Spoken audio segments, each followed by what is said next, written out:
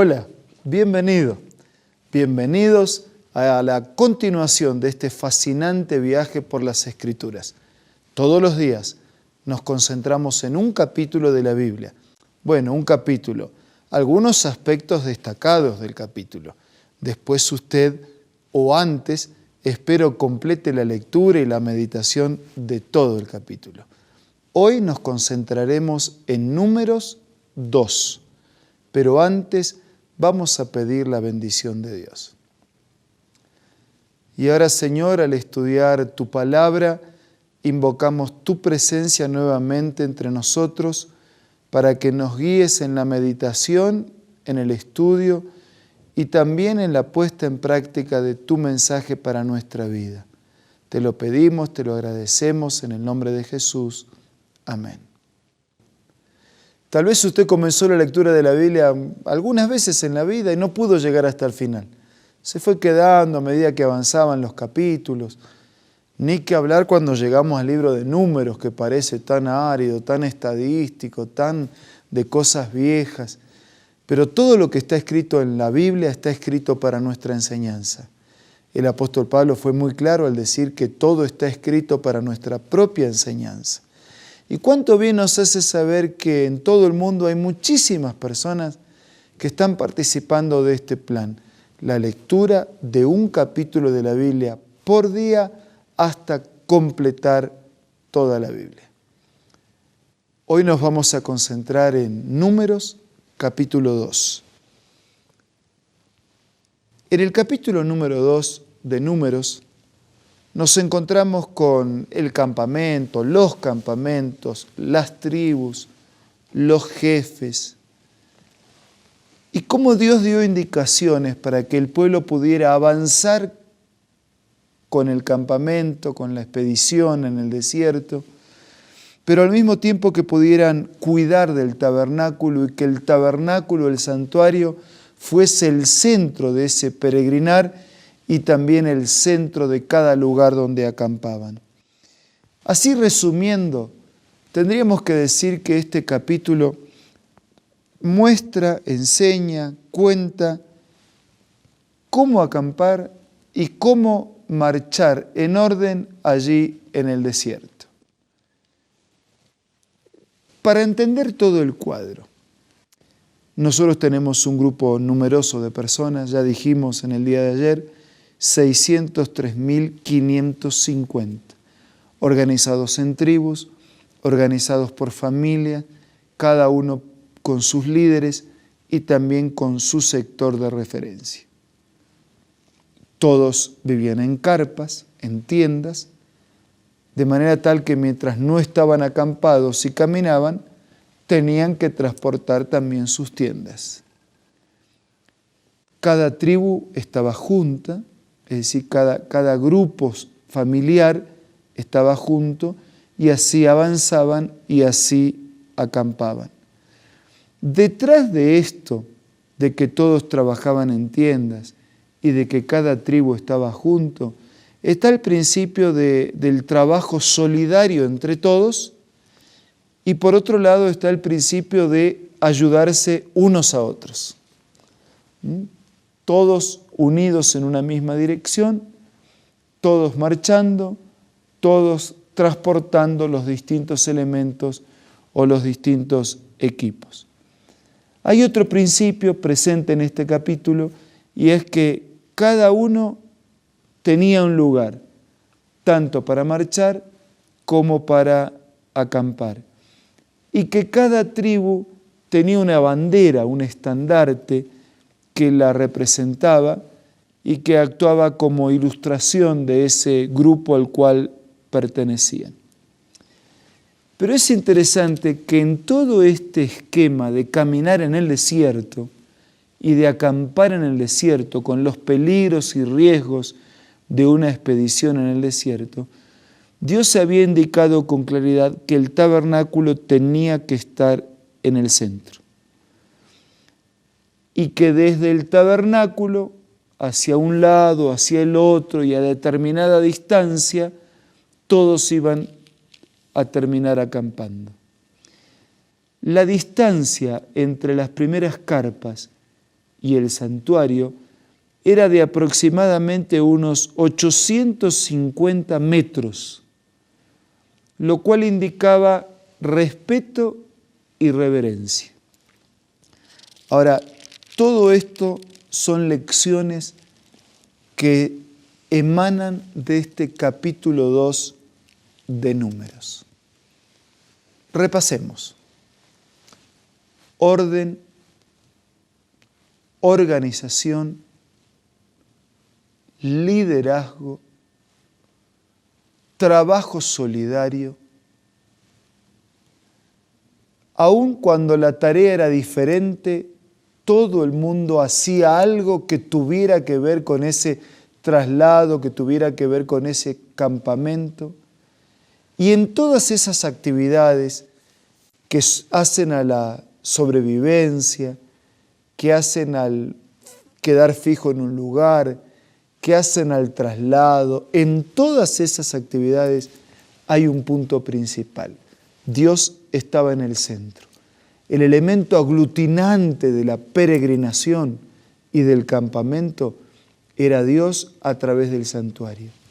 El santuario, el tabernáculo, el templo, era el lugar donde Dios había decidido morar a través de los símbolos litúrgicos o de culto, y que las personas percibieran en esos símbolos, en esa liturgia, en esa ceremonia y en esos muebles del santuario, la presencia de Dios.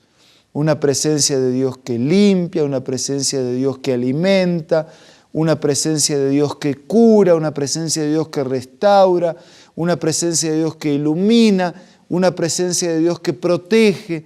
Dios, el santuario, el culto eran el elemento principal. Ahora, yo dije al comienzo que todo lo que está escrito en la Biblia está escrito para nuestra enseñanza.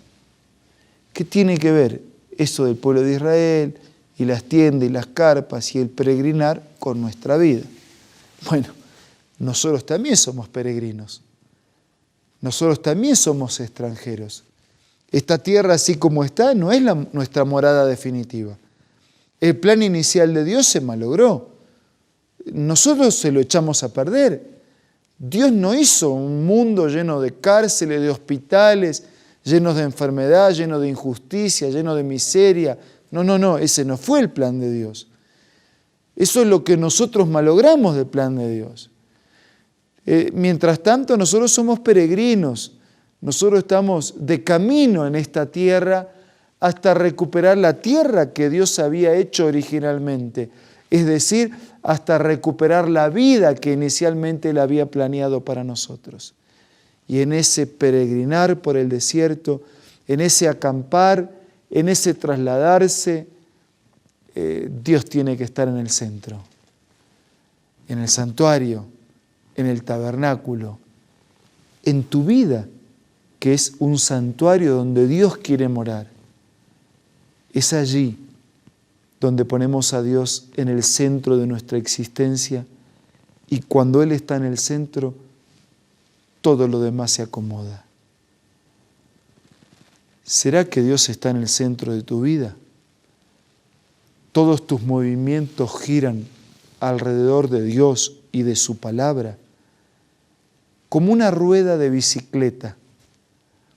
Cuando el centro está en el centro, los rayos conectan y es fácil el movimiento.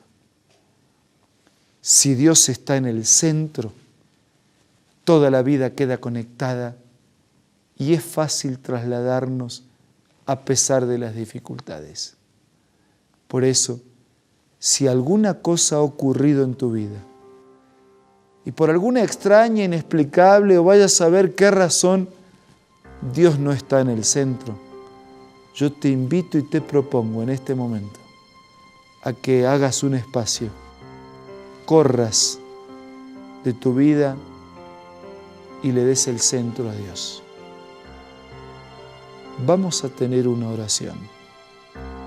Señor, ahora vamos a reflexionar cada uno personalmente donde está.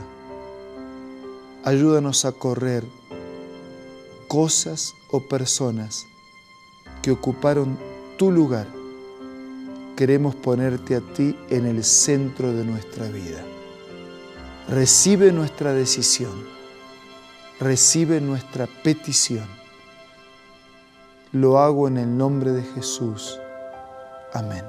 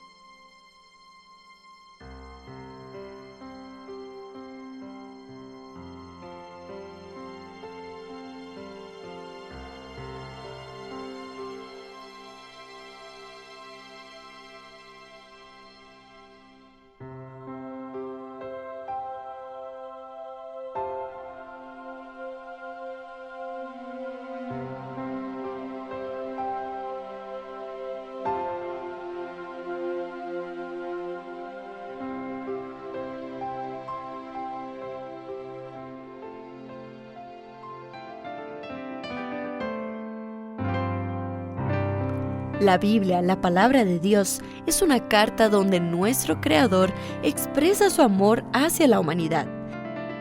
Es una recopilación de textos que en un principio eran documentos separados, escritos por varias personas, todas ellas inspiradas por Dios. Primero en hebreo, arameo y griego durante un periodo muy dilatado y después reunidos para formar la Biblia cristiana. Está dividida en dos grandes secciones, el Antiguo Testamento con 39 libros y el Nuevo Testamento con 27. En la Biblia se desarrolla la historia de la salvación de Dios al hombre. En toda ella hay una línea conectora que une todo: Jesucristo. Es el personaje principal de la Biblia y el cual trae la revelación definitiva de Dios. Es considerada también el manual de nuestro fabricante.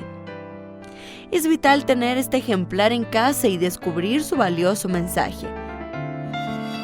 Busca también en tu App Store o Play Store y encontrarás varias opciones. No olvides descargar también el aplicativo Reavivados por su palabra y sigue la secuencia de su lectura. La Biblia es la palabra de Dios. Que la paz de este momento te acompañe en todo el día. Que puedas completar la lectura de todo este capítulo. Que podamos juntos completar la lectura de toda la Biblia.